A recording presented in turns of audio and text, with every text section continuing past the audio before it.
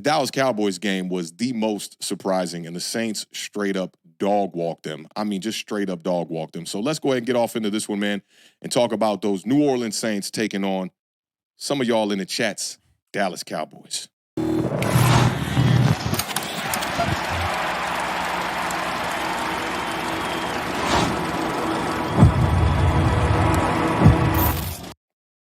All right, Beard, let's be on the clock. We're going to try to get everybody out of here by 8:30 on this one. I'm going to try to fly through this one. The Saints improved to 2-0.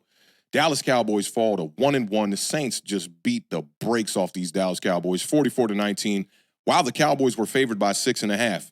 The Cowboys had won 16 straight regular season home games dating back to last season. That streak is now over. The first regular season loss at home since September 11th, 2022. Saints came into this one 4-5 on the road last year. Saints have now won 3 of their last road games in a row. They lost 5 road games in a row before this 3-game streak, so they're definitely getting it together here. And the Cowboys and Dak Prescott, we said this on the show, last preview show, they play best with the lead. And that goes for most quarterbacks, to be honest, but I feel like very much in particular for Dak Prescott. 20-3 lead last week before beating the Browns 33-17. And in this one, definitely did not get out to an early lead. Derek Carr and this Saints offense were on fire. The goal was to get pressure all over Derek Carr, and they did not do that in this game. Talked about the statistics from last week where DeMarvion, Overshown, Micah Parsons, and Eric Kendricks, week 1 combined for 29 tackles, 13 quarterback hits, 6 TFLs, and 6 sacks. In week 2, they had 5 pressures, 1 quarterback hit, 3 quarterback hurries, and just 1 sack. And the crazy part about this is Micah Parsons had 3 of the 5 pressures. So the rest of you jokers out there are not doing your job. The New Orleans Saints, you know, I talked about the defense a lot in that game that, you know, for the last 10 years that defense has been playing some really good football under Dennis Allen. They created a really good game plan of one hand washes the other in this one. First-year Saints offensive coordinator Clint Kubiak, who's been around for a long time, combined with the defensive-minded head coach and Dennis Allen, definitely did their thing in this game. And I'm going to talk about the offense first real quick. Kubiak, the passing game was just perfect in this game. These are the kind of games that if you're playing quarterback, you look back at the stat box and you're just like, God damn, I don't even know how I lit it up like that because Derek Carr barely threw the ball in this 16 times. Just 16 throws. And Kubiak, he used to be the passing game coordinator for the San Francisco 49ers last year, and we know all about that offense. That's a great offense. They relied on shut the fuck up and run the damn ball, okay? They protected the quarterback, and they schemed up the big plays that the Beard was talking about. We've been big fans of Rashid Shaheed over here for a long time. I always get his name a little messed up, like, you know, it's Rashid and then it's Shaheed, right? So I don't know if the double E's be in the first name or be in the last name, and I'm always spelling it wrong. But the RTDB was in full effect in this one. Kamara, 20 rushes for 115 yards, 3 touchdowns. Saints rushed for 190 yards as a team, 4.9 yards per carry as a team. All those big plays they had, which really got them out to an early lead in this one, the 57-yard touchdown on the screen to Kamara, Olave's big 39-yard reception, and Rashid Shaheed's 70-yard touchdown, which have we seen a better throw this year? I don't think we have. What a basket. I mean, Derek Carr just put that ball right on the money. There were some people in the Twitter space with me 2 weeks ago talking about, I don't want Derek Carr on the New York Giants. I'm like, man, the way he's playing right now, this dude is lighting it up. And Rashid Shaheed ended with 4 receptions, 96 yards, 1 touchdown. Just 10 targets to their wide receivers, and you putting up over 40 points is kind of ridiculous. And I want to talk about Derek Carr just a little bit here. Really good day. You talked about his 16 throws, just 11 completions for 243 yards, 2 touchdowns, 1 rushing touchdown as well. Had the 1 interception across the middle that was a little bit strange. There was a good play by the Cowboys. He had just 23 attempts last week. He's averaging 14.2 yards per pass. His QBR has been over 80 in both games. His quarterback rating has been over 125 in both games. He's only been sacked 1 time in each game. They have scored 91 points in their first 2 games. It's the 4th most in NFL history in your first 2 games. Derek Carr has the most passing touchdowns in the NFL right now at 5. So big shout out to them, man. They balled out on the offensive side of the ball. Now, real briefly with their defense, they held the Cowboys to just 19 points. They stopped the run. The Cowboys only rushed for 68 yards in this one. You know, bend don't break what I'm starting to learn is that only works when your offense is scoring touchdowns. Mm-hmm. You got to have it. This is why I called this a one-hand wash the other type of game plan. And I think we overlook the importance of your offensive game plan matching your defensive game plan and fusing that to make a full game plan for the whole entire game. So much we look at what the Giants do, at least from our perspective, and we go, Brian Dable's going to work on his thing, Shane Bowen's going to work on his thing. But what about controlling the clock together and realizing that you got to stop the big plays that's going to help your offense be able to run a type of style of offense that really relied on Alvin Kamara in a major way in this game. And Alvin Kamara is on a revenge tour right now, and I'm here for it. The Saints held the Cowboys to 0 for 3 in the red zone. They went for a couple early fourth downs in this one, too, that I thought were a little bit questionable. And they got pressure on Dak Prescott, which is extremely difficult. 17 total pressures, 3 sacks, 13 quarterback hurries, 0 quarterback hits. And we know Dak Prescott gets that ball out of his hand fast. And Dak had 2 turnover-worthy plays in this one. He finished the day with some numbers that look okay outside of the 2 turnovers. 27 of 39 for 293 yards, 1 touchdown, 2 interceptions. And before I talk about some of these missed opportunities, what you think about this game? I know you were smiling ear to ear to see the Dallas Cowboys lose, even though we picked them. Mm-hmm. But to be sitting at the top of the division now with the Dallas Cowboys kind of in struggle mode, how you feeling about this matchup here? It was interesting, to say the least. And I was telling Authentic before we went on the air that this was the one game I didn't really get to watch because, Eagles played Monday night. We were at the game for the Giants and the Commanders. So I kind of went back and watched this because the scoreboard, I was like, how does this game unfold if the scoreboard looks like this in the end, right? And so much of what we talked about in the preview show on Thursday happened here.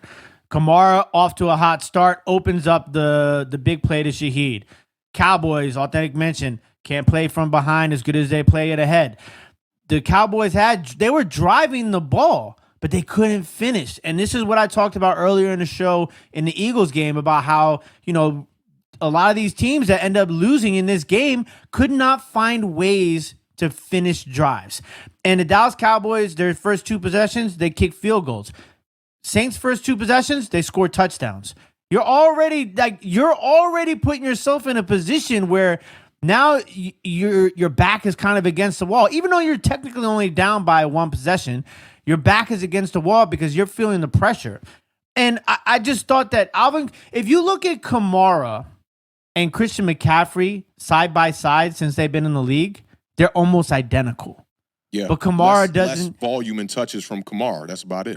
You don't get Kamara doesn't get the same amount of love as McCaffrey does, and I think that this is just seeing what they're doing in this offense, the way that they're moving, the big plays, the time of possession, the run to pass. Like, you're getting huge plays from your passing game, but your running game is kind of carrying you at this point to a certain degree. So for me, like, those are the things that are really interesting to watch.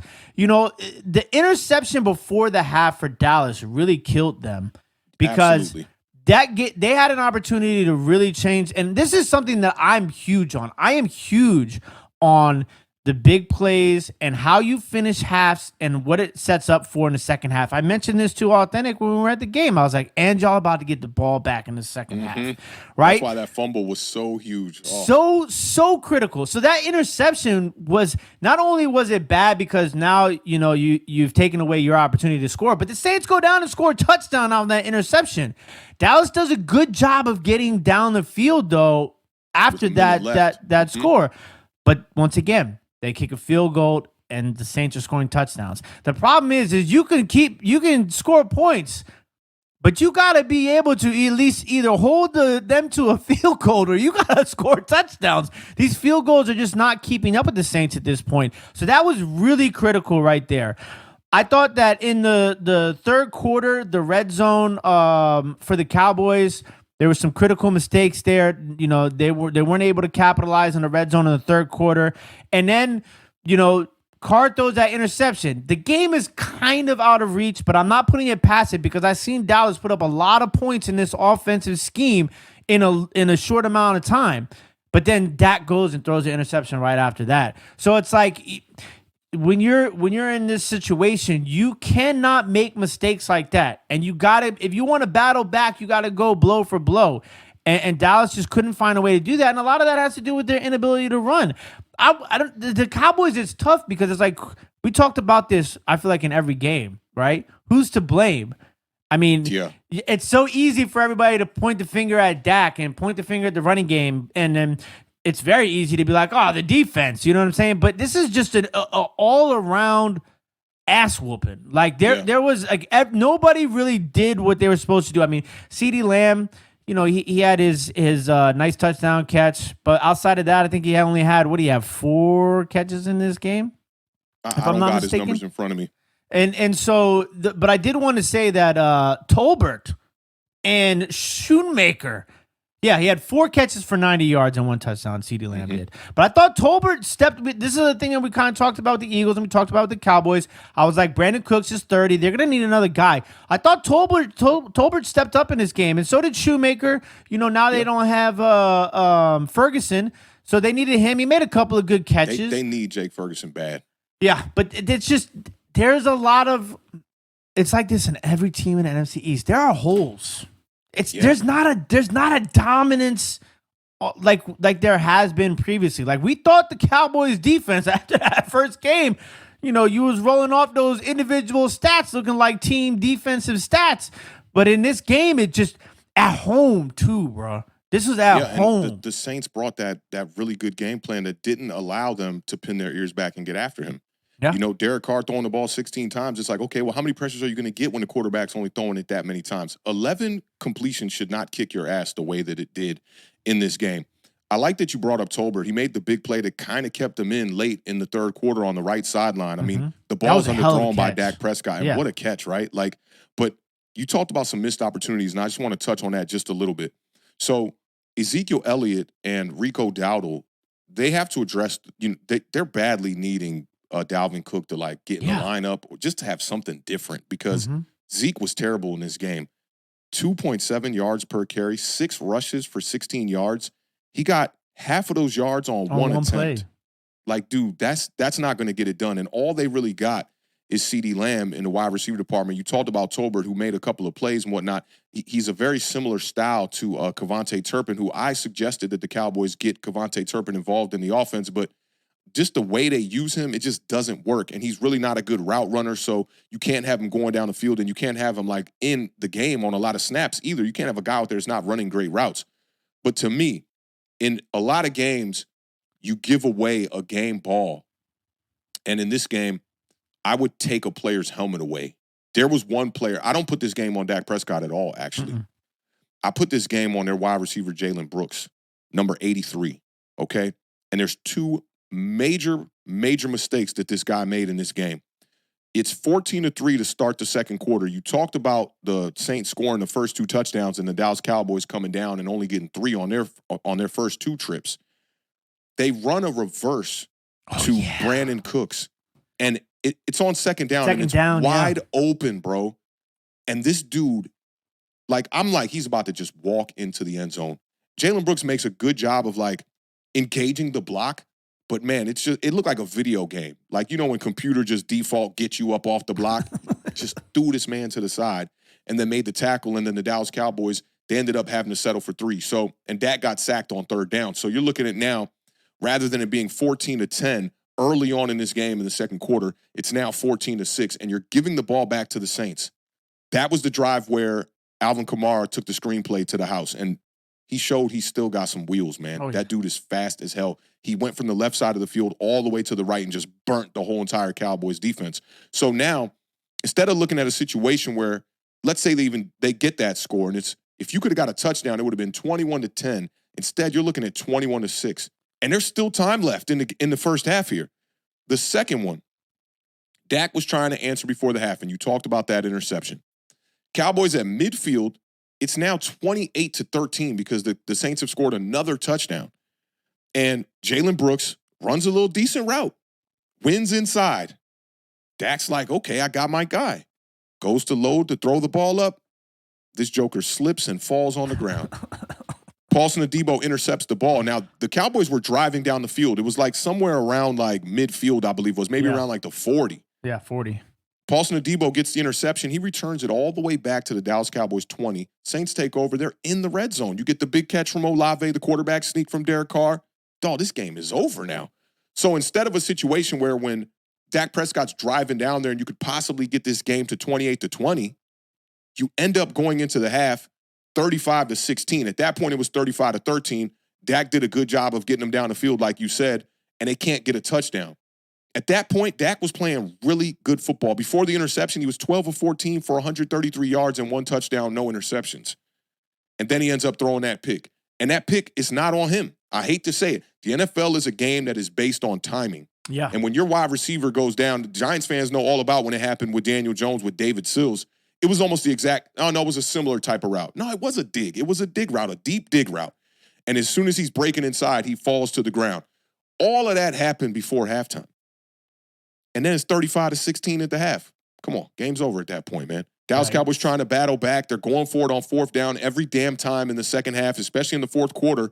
And then eventually they just waved the white flag, brought in Cooper Rush, and put Dak Prescott on the sidelines with like 6-7 minutes left in the game. Game's over at that point. And to me, this doesn't really show you what these two teams are about. One, the Dallas Cowboys had no real experience in the regular season this year in the red zone. Last week, they were 100%. They only had one red zone trip last week against the Browns, and they beat them in devastating fashion. Game was never even close. In this game, their defense really didn't give them a chance because of the big plays. Like when you just look at the box score and you look at the amount of attempts from the quarterback and you look at the amount of attempts from the running back, it almost like it don't make sense. It's one of those games where it's like, if somebody just does the box score and then tries to come on and recap the game, like they'd be so off. Yeah, you'd be so off. And the Saints really won this game in the first half. And Clint Kubiak, big kudos to you, bro. Yeah. Big kudos to you, because we knew the defense with Dennis Allen was going to bring the heat. We knew they were going to give the Dallas Cowboys a tough time. That defense is really damn good, man. The secondary is strong. Their defensive front is strong. They didn't even have Lattimore in this game either, I don't think. Right. Honey Badger was out there. He was on the injury report, but he was out there making plays, man. And the Saints are going to be a tough team. And a lot of people thought that the South was going to be, one of the worst divisions, right? Yeah. Did you see CeeDee Lamb got rocked in this game too? Oh, my God, he got rocked.